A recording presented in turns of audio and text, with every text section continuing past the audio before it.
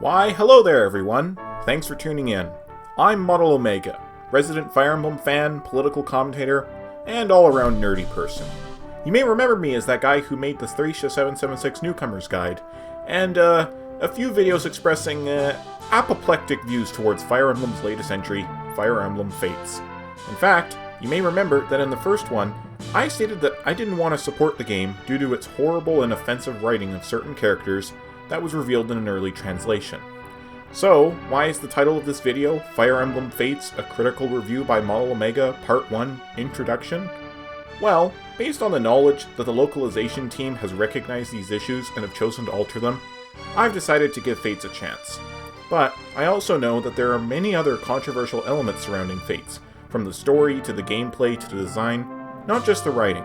So, henceforth, my next venture shall be an extensive and multi-part critical review of Fire Emblem Fates.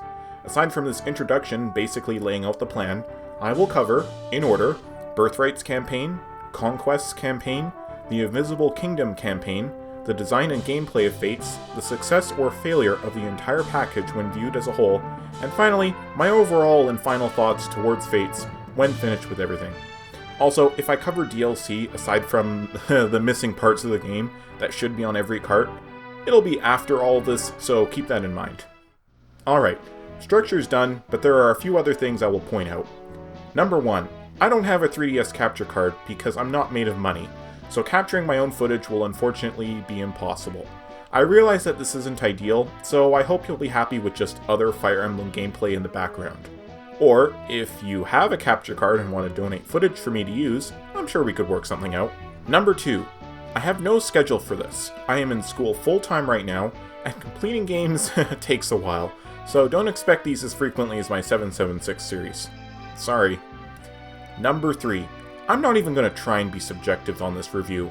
I'll try and acknowledge my biases if they come up, for example, Fire Emblem 9, 4, and 5 are my favorite Fire Emblems in that order.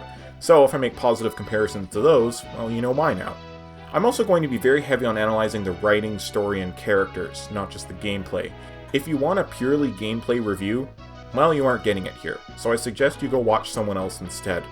And if any of that bothers you somehow, well, too bad. Find something else more important to complain about. I'm like one of 100,000 or so amateur reviewers out there. I'm sure at least 10 others will be doing something similar to this. And lastly, number 4. This is not really a declaration from me, but more of a suggested contract between the producer, myself, and the viewer, you. Let's try to be positive where we can about this.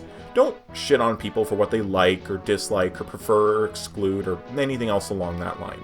If you're going to come into this being Commander Contrarian McJerkass, your visit will be very short.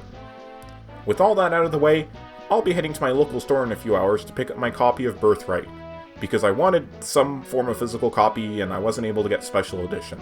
And if you're wondering why I picked Birthright, I flipped a coin.